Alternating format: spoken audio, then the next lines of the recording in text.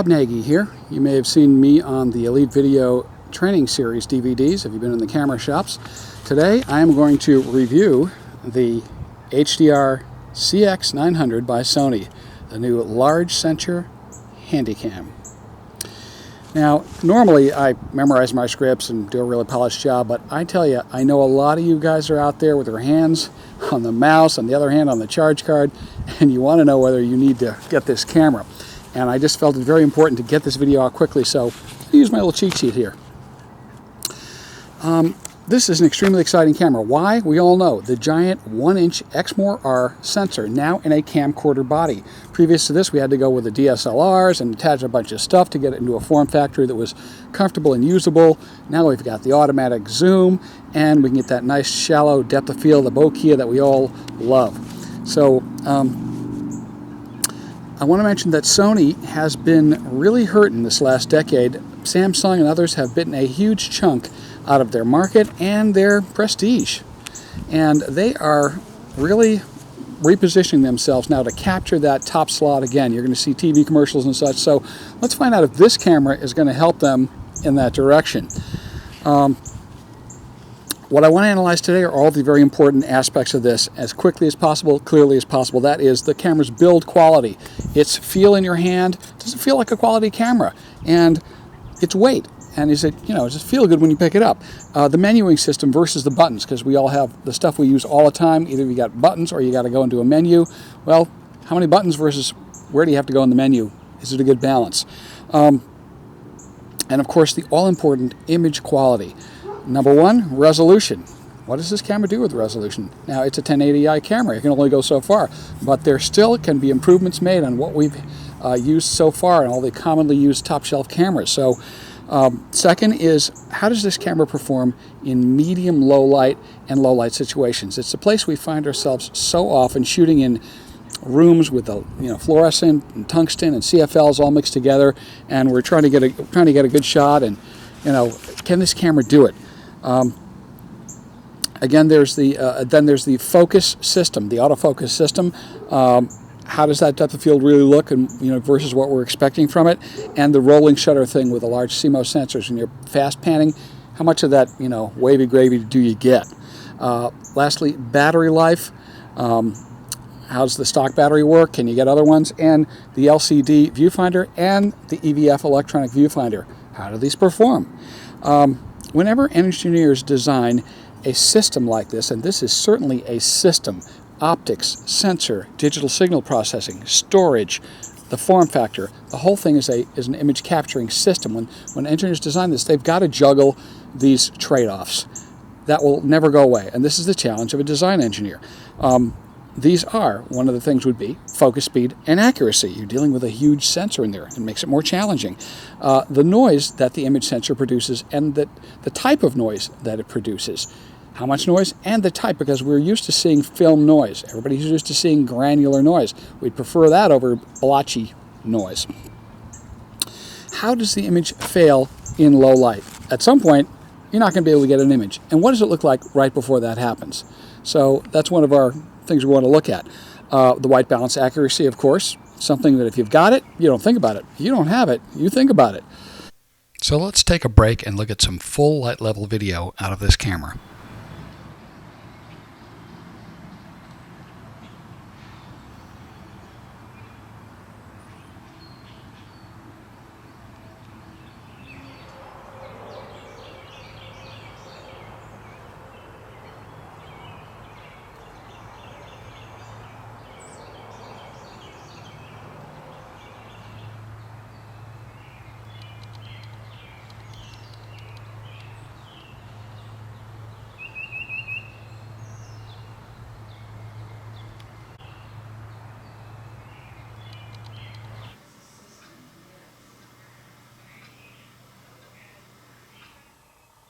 Plus 21 dB gain, f3.4, 60th of a second.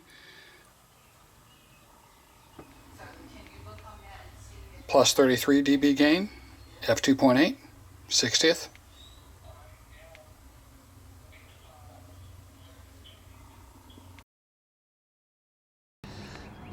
This camera really gives me a lot of hope because The same optics, the same body, the same electronics, the same sensor are used in their Model 100, AX, FX100 4K camera. And you know that if it has the exact same guts and they're using it for a 4K camera, those internals are being pushed to their design limit in the 4K camera. On the 1080 HD camera version, they're going to have a lot of elbow room, optics, sensor, processing. They're going to have a lot more elbow room, and it's going to make it easier in the entire system to produce a super excellent signal at 1080. So that's what we're hoping for here. Sony has always been very aggressive with their electronic processing. That's their thing. They're good at it.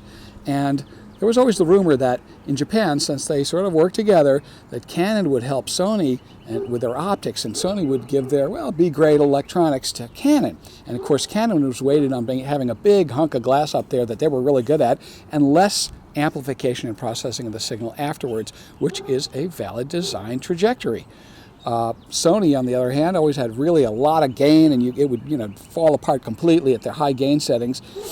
Yet they're also, as well, huge sensor developers.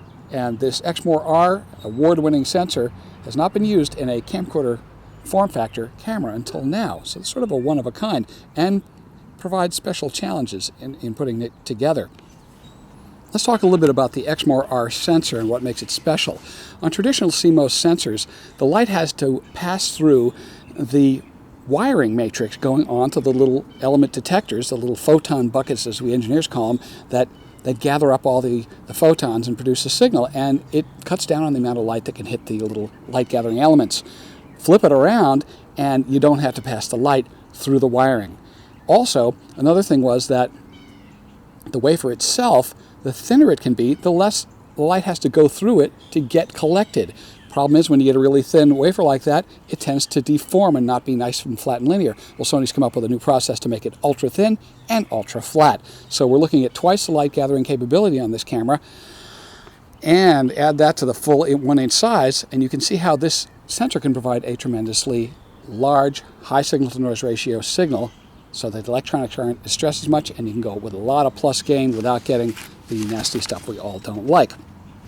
When we look at this camera and we start pumping up the gain, I don't see any traditional shot-type electron noise, what we're used to seeing, at any gain level but plus 33. What I do see is that the processor really starts cranking, it really starts doing a lot of work, and you can see the edge crawlies come up at super high gain levels. We're all used to seeing that stuff, but you don't see any of that at the lower levels. And I'm talking at the normal AVHCD 17 and 24 speed settings.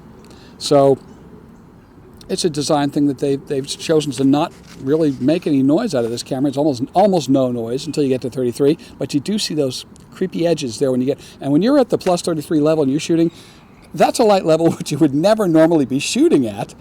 You should go to infrared, and it's got that. The night shot infrared takes off the IR filter in front of the sensor, and you're shooting in the dark. So all the way up to 20, 24 dB, you're not seeing any degradation of the image whatsoever. That's the big plus of the big sensor in there.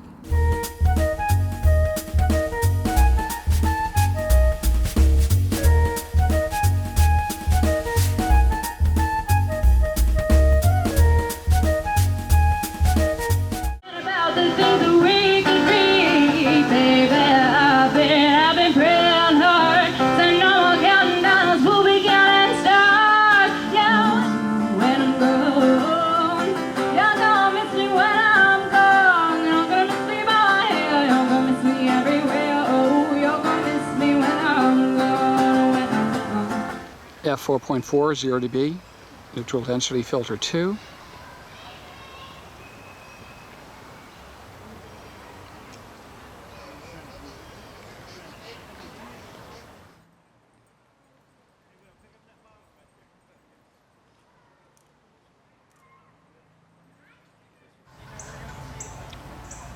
Neutral density 1, f5.6, 0 dB, 1/25. Low but direct sunlight.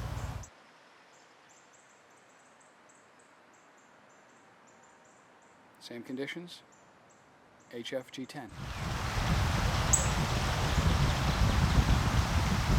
Sony. f6.8, 0 dB, 250. Contrast range test. Canon HFG10. What we're looking for here is contrast range, darks to lights, shadow detail. Yeah, 3.7, 0 dB, neutral density off, 1/100th.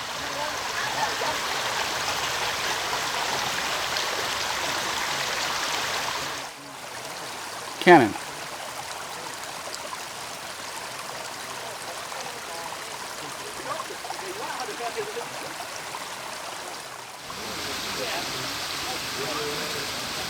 Sony. It might have been a hair tighter. This camera definitely goes wider than the Canon.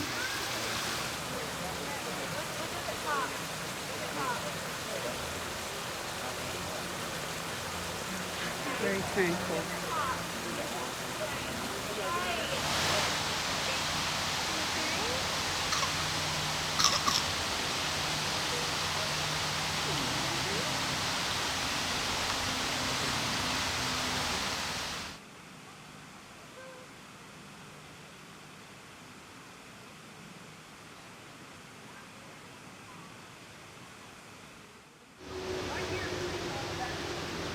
At 5.6, 1/25th, 0 dB. No zebra at all, probably a little low. Let's see if we can bring the iris down a little bit. There we go. You can see it's a slow focuser, the Sony, but it does focus. Where am I going with this? Trying to get a little zebra here. Messing with the f-stops. It's nice. The LCD isn't as high res, but it does look really good and saturated. Certainly high res enough. Try getting in close.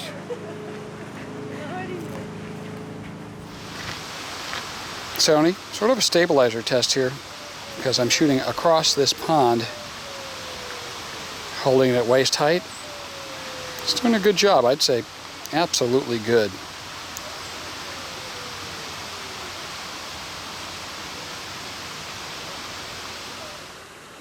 Canon.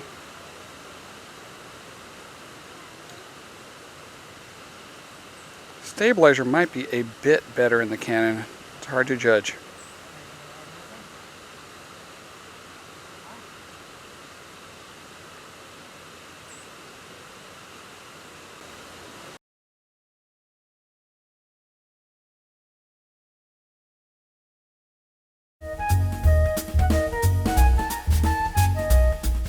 So let's talk a little bit about the specifics of the camera that I mentioned. First is the build and weight and feel in your hand. This camera is not light. It's pretty darn heavy, and it's heavier than cameras that are of similar form factor. So when you first put it in your hand, it's a bit like, wow, it's beefy. I don't know the exact weight right now. It's definitely over a pound. Maybe upwards of 2 pounds. It feels heavy, but it really rests in your hand well, and I didn't have any fatigue running all around yesterday shooting with this, so I would say the weight is just right. Sometimes when a camera's too light, you can't get your balance with it. This, you have no problem with that. Now, the menuing and button system here, what they're trying to do is strike a balance here, and I think they really have, because the first three things that you want to use are right here. Iris, gain, and shutter speed. So as soon as you want to do those, you hit your manual button, they light up on the screen, and you can go ahead and select one of these things and use your little roller controller wheel here on the front and adjust them. And I found that I just kept going, and now I have them memorized: iris, gain, shutter, iris, gain, shutter. So it's very easy for me, while I'm not being able to, see them physically, to go, okay, there's my manual button, hit it, the screen lights up, and then I go ahead and hit my 3 buttons there. And it's important, of course, to have your buttons memorized, so when you're operating in the dark, you don't have to, wear a headlight to try to see them. Your autofocus, manual focus button is right here where it should be, and you can choose to use the main control ring for zoom or focus on this Zeiss lens. So they really sort of got that ergonomics of that worked out. One of the things I also like is on the ports for all the different connectors, they have a little snap fit thing. Instead of like pulling out the rubber plug and trying to feed it back in there and get it in there, and you know it's going to bust off eventually, these have snap open, and I really like them. You know, they just how about that startup sound? Anyway, they just snap shut, and that's nice. They're sort of hinged. The rest of your control buttons are under here. You have one CF slot, SD slot, so I mean, you're probably going to have to get a really big card in there. I'm putting a 64 in this, and be sure you get the UHS one designation and the fastest one you can afford of a name brand, because on the very high-speed recording it requires the ultimate high-speed cards. It does have the IR shot, which is sort of cool with a night shot. You know, it goes green screen on you, and that's big fun. You have a main power switch here, so you can power it all the way down, but in normal mode with it on, when you shut the LCD, it's going to shut off the camera, sort of go into hibernation mode. So that's really convenient and a feature that I've really come to love. Display for the rest of the data on the screen can happen by pressing the display screen here. It goes, this display button alternates between full data, partial data, and no data. But as well, a sort of odd thing is that the full data screen does not remain on the screen no matter what you do. You can press it and get the full data screen, but then it goes away of its own accord like that, back to the partial data screen, to just what you need.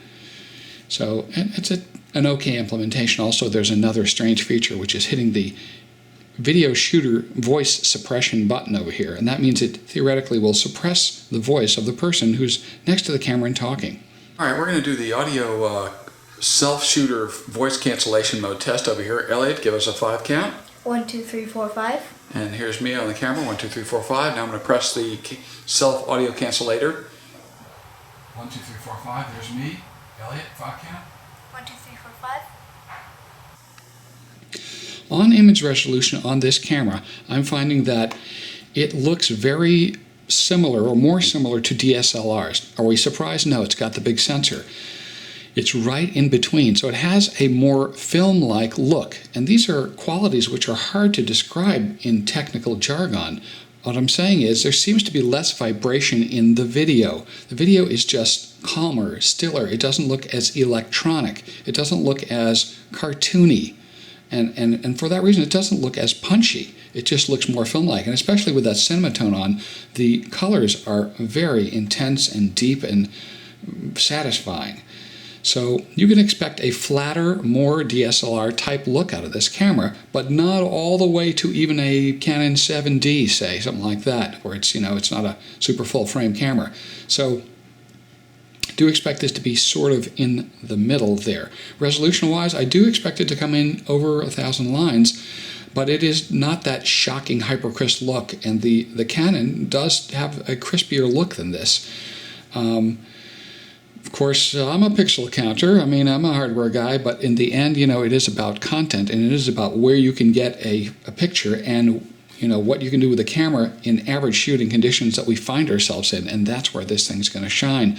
The focus system, too, you saw when I was shooting the purple plant there, Wisterias, that it was slow, but it always locks. In the low light, in the full light, it locks. And it's rather instead of zipping right into it and doing a little hunting at the end like you see on the instant autofocus things, it just goes sort of like you would do if you were running the thing yourself.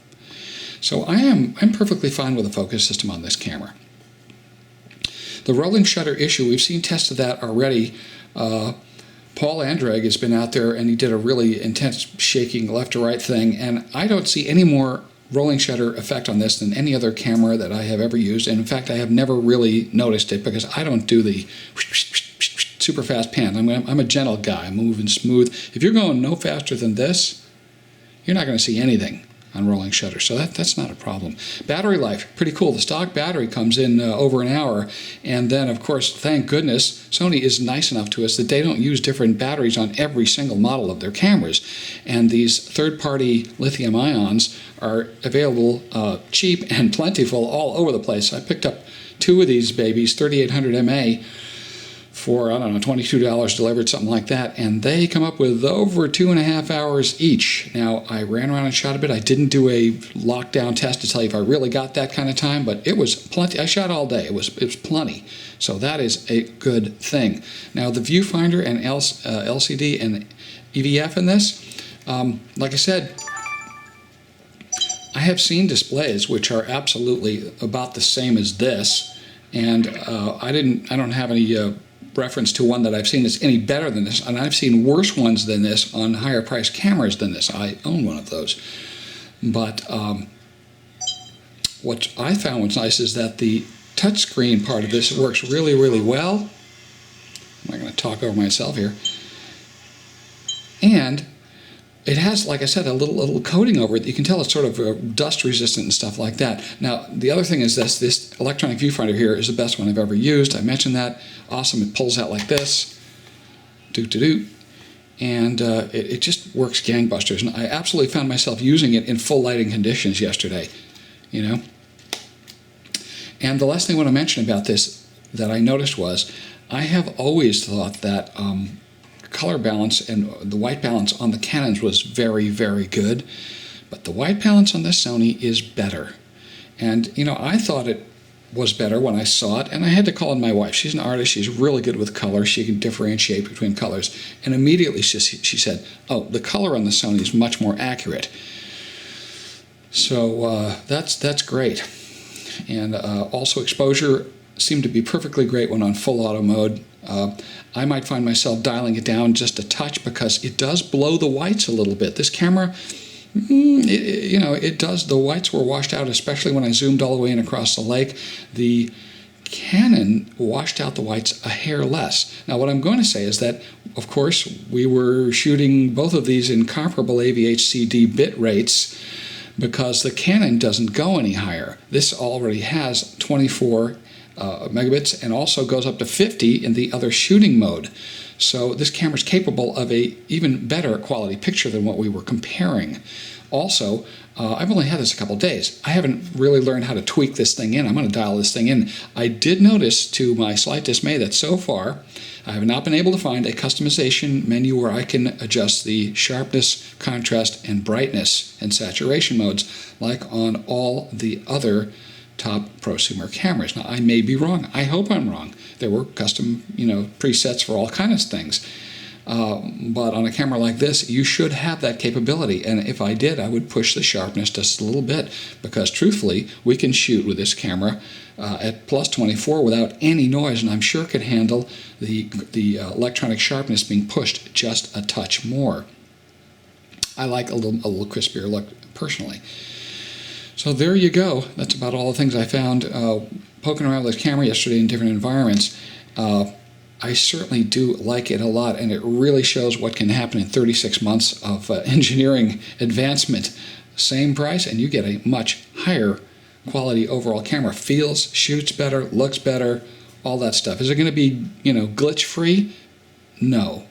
We found, slow focusing, okay, blows the whites a little bit, all right. Might not have a custom profile setting like I'd like to do, but boy, the picture and audio looked really good. And now I'm going to talk later in the video about what is this camera best at, and is that something that really makes a difference to us?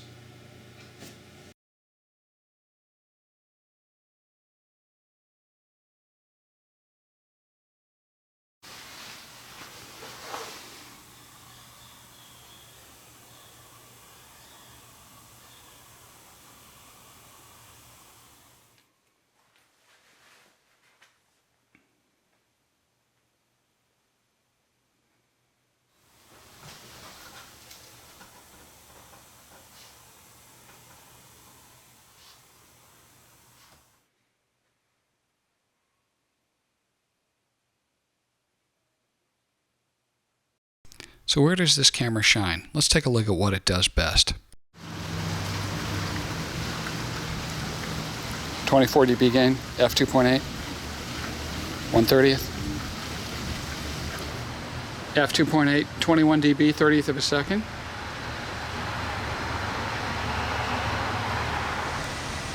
f2.8 plus 30 dB, 60th of a second. It's quite low light here.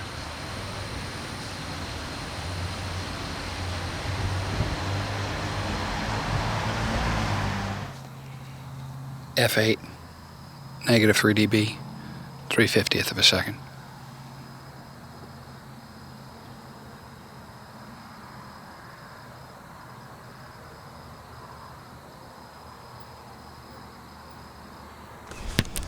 So let's talk about, in conclusion, what I didn't like and what I liked. So here's the list. First of all, not being able to find a custom profile setting, I don't like. Panasonic and Canon both have it in their prosumer things. I'd like to push the sharpness on this camera a little bit. I have not been able to find a way to do that. I hope I'm wrong in the long run, but without a detailed manual, I was really unable to find what I needed to do that. The USB connector is on a little cable that's coming out of the camera and into the side of the strap here. I don't like that because I feel there's a failure mode in the where the cable enters the body of the camera. Maybe it'll be okay. Of course, it does have Wi-Fi downloading, so maybe you'd never even use the cable. If so, that won't be a problem. There is no detailed English manual as of this point. I expected a half-inch thick English manual that really went into detail with all little funny characters like Sony does. They pushed this to market, manufactured it in China, and it has a little, you know, toilet paper, quality paper, you know, 25-page manual in it that's just the bare bones. So I'd like a detailed manual, and I bet you that they will have a downloadable one pretty soon. I think I've heard rumor of that. The focus on this is slow. Okay, it's a slow focusing camera, but like I said, it does lock. It always locks, and it locks in any light that it can shoot in. So I don't really have a problem with that whatsoever.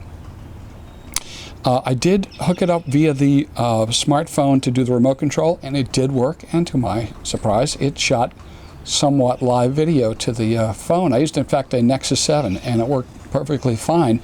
It only allows you to zoom and turn the thing on and off, and I think switch between video and stills. Basic, but sort of fun. There might be an application for that. Now to what I liked about this camera. The stills are great. I'm really tough on stills. I've been a long-term shooter. The 20 megapixel stills out of this were gorgeous. So I don't have any problem. Now, obviously, that hunk of glass is pretty darn good on there. The main big plus on this is that you get 6 dB more gain out of this thing than all the other comparable cameras that I've used. By that, I'm saying that at 15 dB gain on most cameras, you're seeing noise. Some worse than others, some terrible, some a little bit, but you're seeing noise. At 21 dB gain on this, just the slightest bit of noise, just the slightest bit. 6 dB plus on this because of the backlit sensor and the huge sensor itself make a super positive thing about this camera. I mean, that is alone is really worth a lot. That buys you a lot of shooting conditions where you just couldn't, you could shoot, but you'd have so much noise it wouldn't be usable. I mean, content is king, but if you got a ton of noise in there, you're not going to shoot the video.